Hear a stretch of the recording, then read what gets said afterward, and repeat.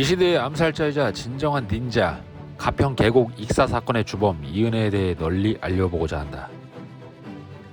2019년 6월 30일 경기도 가평군에 위치한 용소폭포에서 현재 수비 중인 이은혜, 조연수, 이은혜의 지인들 그리고 남편 윤상엽 씨가 물놀이하러 왔다가 이은혜의 남편인 윤상엽 씨만 사고로 익사, 10월에 사고사로 종결이 됐지만 의문점이 많아 재조명된 사건이다.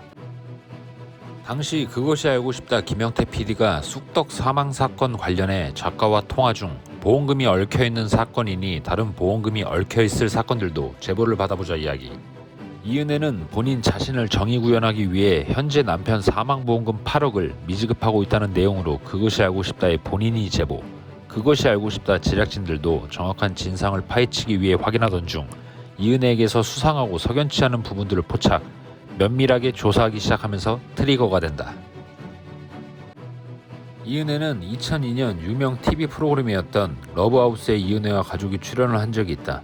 찢어지게 가난한 모습이었으며 그녀의 부모님은 신체의 불편을 겪고 있었고 기초수급자로 정부에서 나오는 지원금을 받아 겨우 생계를 유지하고 있는 모습이 방송됐다.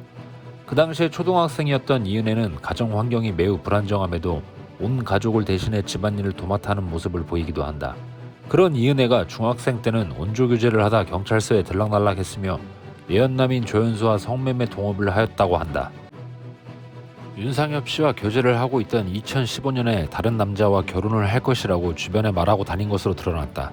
주변 지인들은 잠시 만나는 거라 생각했고 얼마 후 진짜로 이은혜가 다른 남자와 혼인신고 없이 결혼식을 했다. 그러나 곧 신랑 측으로부터 파혼을 당한다. 결혼식 후 이은혜 쪽 축의금이 텅텅 비어 있었는데 사기 결혼을 의심받았기 때문이다. 이후 수개월 뒤 윤상엽 씨와 결혼식을 올리게 된다. 이 시점엔 과거 혼외자에서 나온 10살 딸아이 한 명이 있었으며 윤상엽 씨가 입양해 이은혜 집에서 키우고 있다고 한다. 과거 동네 주민들 인터뷰에서는 동거남이 많았고 매번 바뀌어 누군지 기억도 안 난다고 말했다고 한다. 고인의 국민연금을 이은혜가 수령하고 있으며 고인의 부모님이 사망하면 그녀가 재산의 일부를 물려받는다고 한다. 이은혜가 한 짓이다. 아직은 단정지어 말할 수 없지만 의문사로 남아있는 일들이 두 건 있다. 윤상엽 씨와 결혼하기 전 교제했던 남성 2명이 전부 사고사를 당한 적이 있는데 전부 윤상엽 씨와 마찬가지로 보험금과 연관이 있음이 추가로 밝혀지고 이번 사건으로 인해 재수사가 이뤄지고 있다. 첫 번째 남성은 2010년에 만난 20대 남성이며 인천 석바위 사거리에서 운전을 하고 가다가 교통사고로 즉사했고 당시 동승하고 있던 이은혜가 운전자였던 남자친구의 보험금을 탄다. 보험 수익자가 이은혜였던 걸로 보인다. 두 번째 남성 이 씨는 2011년 이은혜와 동갑내기로 호스트바에서 일하고 있던 중 이은혜가 손님으로 방문해 인연이 맺어진 것으로 알려졌다. 이은혜도 당시 보도방에서 일하는 업소녀였다. 이 둘은 결혼을 약속하고 2014년 여름 파타야로 여행을 가자 제안하고 여행을 떠난다. 그런데 남자친구가 스노클링을 하던 중에 익사하는 사고가 발생한다. 현지 경찰들은 혐의점을 발견하지 못했고 사고사로 처리 후 화장했다. 이때도 역시 이은혜가 보험 수익자로 보험금을 타가게 된다. 고 윤상엽 씨의 장례식엔 이은혜는 물론 친정 식구 그 누구도 오지 않았다. 윤상엽 씨가 고인이 된 지 2달 뒤 웨이크보드를 첫 타고 있는 영상을 버젓이 업로드한다. 이은혜 주장으론 예전에 탔던 영상을 그때 업로드한 것뿐이다라며 항변했지만 그할 제작진에서 확인해 본 결과 사실이 아니다라고 확고히 입장을 밝혔다. 남편 사망 후 5개월 뒤 11월엔 딸, 지인 한 명과 함께 마카오 여행을 갔다. 장례 기간 중 새벽 시간 고인의 월세집에 상복 입은 이은혜와 조연수가 들러 점퍼와 짐을 챙겨나가는 모습이 CCTV에 포착된다. 다음 날은 이은혜의 내연남 조연수와 다른 여성이 컴퓨터 본체와 다른 짐들을 챙겨나간다. 고인의 누나와 매형은 컴퓨터 본체와 고인이 가지고 다니던 태블릿 PC가 사라졌다고 말하기도 했다. 뭔가 숨겨야 할 것이 있어 가져간 것이 아닐까 싶다. 실제로 그것이 알고 싶다 방송분을 보면 통화 중 굉장히 적대적으로 나오는 모습을 볼 수 있다. 고인은 연봉 7천 가까이 되는 대기업 연구원으로 15년간 성실히 근무 중이었다. 2018년도에 개인회생을 신청했다고 한다. 아내 이은의 말에 의하면 자신의 친정집이 어려워 계속해서 금전적인 지원을 고인이 도와주었다고 한다.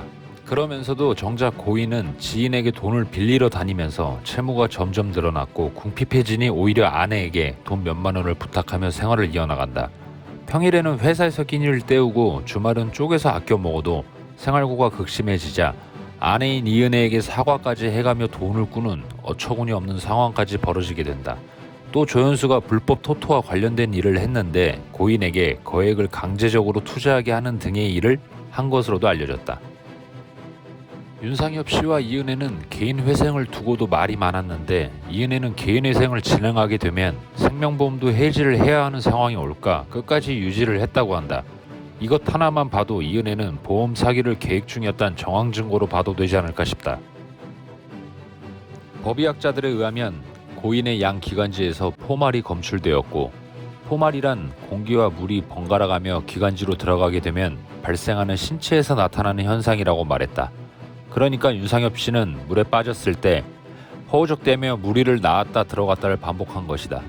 부인인 이은혜 씨와 놀러갔던 지인들은 허우적대는 소리뿐만 아니라 그 무엇도 보지 못했다고 한다. 이은혜와 내연남인 조연수는 앞서 같은 해 2월에도 강원도 양양군 한 펜션에서 윤상엽 씨에게 보고 피가 섞인 음식을 먹여 살해하려고 했으나 독성이 치사량에 못 미쳐 미수에 그쳤다. 또 3개월 뒤에는 경기도 용인시 한 낚시터에서 윤상엽 씨를 물에 빠뜨려 살해하려다가 잠에서 깬 지인에게 발각되면서 무산되기도 하였다. 현재 2차 조사를 앞두고 도주한 이은혜와 조연수는 3개월째 행방이 묘연한 상태로 경찰은 2021년 2월부터 약 10달간 살인죄를 입증할 증거 수집에 집중하며 조사를 했고, 이은혜와 조연수의 자택 압수수색에도 박차를 가하며 이들과 관련된 주변 인물 수십여 명을 조사하기도 했다. 마침내 이듬해 12월 소환 조사하고 2차 출석 요청을 했는데도 이에 응하지 않고 빤스런 친 상황. 인천지검에서는 2022년 3월 30일 살인 및 살인미수, 보험사기 방지 특별법 위반 미수 등으로 불구속 입건하고 이은혜와 조연수의 체포영장을 발부받아 지명수배를 내린 상태이다. 자신들의 신상을 공개하거나 사건에 대한 게시물 댓글을 남긴 네티즌들을 명예훼손, 모욕 혐의로 고소했다. 서울 송파경찰서, 중랑경찰서 등의 고소장이 접수된 것으로 확인됐다. 당초 합의금으로 100만 원을 제안했지만 조연수 측은 150만 원 미만으로는 합의할 수 없다며 완강하게 맞섰다고 한다. 이 뭔 개소리야! 언제까지 도주를 할 수 있을지는 모르지만 태완이법에 의거 살인죄엔 공소시효가 없어졌기 때문에 반드시 마땅한 처벌을 받게 될 것이고 본인들이 한 짓에 대한 대가가 따른다는 걸 알아야 할 것이다. 진실이 밝혀져 억울하게 돌아가신 윤상엽 씨와 이은혜의 전 남자친구 두 분을 위해서라도 이 둘에게 사람을 해하면 어떤 대가가 따르는지 우리나라 사법부가 단죄를 내려주길 바라본다.